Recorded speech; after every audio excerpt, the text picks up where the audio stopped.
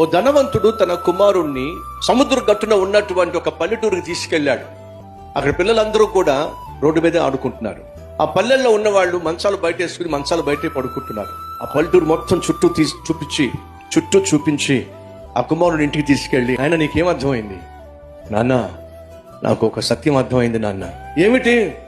1,00,000 రూపాయలు పెట్టి ఒక కుక్కను మనం కొనుక్కొని మన ఇంట్లో జాగ్రత్తగా చూసుకుంటున్నాం.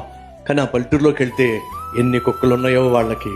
నాన్న, నేను ఆడుకోవాలి అని చెప్పి నువ్వు ఇంట్లో పెద్ద స్విమ్మింగ్ పూల్, ఒక నీళ్ళ తొట్టి పెట్టావు. కానీ ఆ పేదవాళ్ళని చూస్తే నాకు చాలా అసూయ అనిపించింది డాడీ. ఎందుకంటే వాళ్ళ ఇంట్లోంచి బయటకు వస్తే చాలు పెద్ద సముద్రం వాళ్ళ కళ్ళ ముందు ఉంది డాడీ.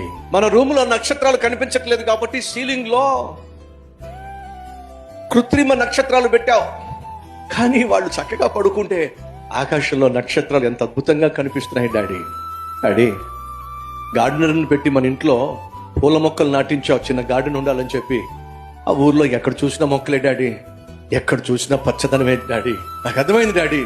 ఏమర్థమైందిరా? మనం చాలా పేదవాళ్ళం డాడీ, వాళ్ళు చాలా ధనవంతులు డాడీ. ఆ పల్లెటూరులో ఉన్నటువంటి ప్రశాంతత, ఆ పల్లెటూరులో ఉన్నటువంటి ప్రేమానురాగాలు, ఆ పల్లెటూరులో ఉన్నటువంటి ఒకరి పట్ల ఒకరికి ఉన్న ఆప్యాయత, అనురాగము ఎక్కడుందండి పట్టణాల్లో? పక్కింటి వాళ్ళు ఎవరైనా చచ్చిపోతే వీళ్ళు పట్టించుకోవట్లా. మన గ్రామంలో ఎవరైనా ఒకరు చనిపోయారంటే ఊరంతా కూడా సమాధి కార్యక్రమంలో పాల్పంచుకుంటుంది కదండి. ఏమిటండి ఈ రోజు మన పట్టణాలు నేర్పిస్తుంది?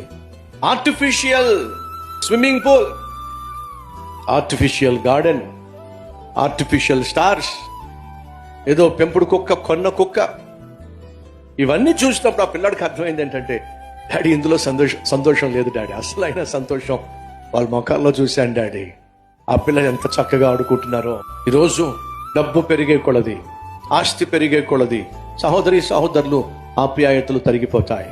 బైబిల్ స్పష్టంగా సెలవిస్తూ ఉంది, నీతిగా జీవించేవాడు కొంచెము సంపాదించిన అది వానికి బహు ఆశీర్వాదము, క్షేమము, శ్రేష్టము అని బైబిల్ సెలవిస్తూ ఉంది.